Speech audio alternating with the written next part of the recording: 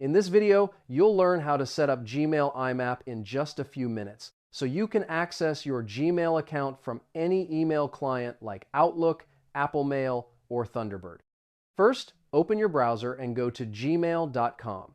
Sign into your account, then click on the gear icon in the top right corner and select See All Settings to access your full Gmail configuration options. Next, click on the Forwarding and Pop IMAP tab. This is where you'll enable IMAP, which allows external email clients to sync with your Gmail account in real time across all your devices and platforms.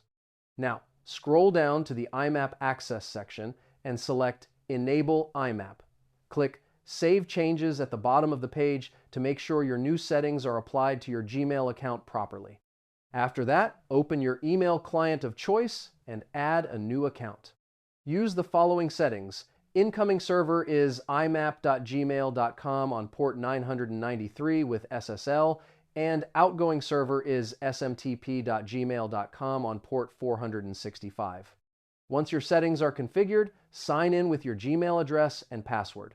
If you have two-factor authentication enabled, you'll need to generate an app password from your Google account security settings page. And that's it. Your Gmail IMAP is now set up, and you can access your inbox from any email client.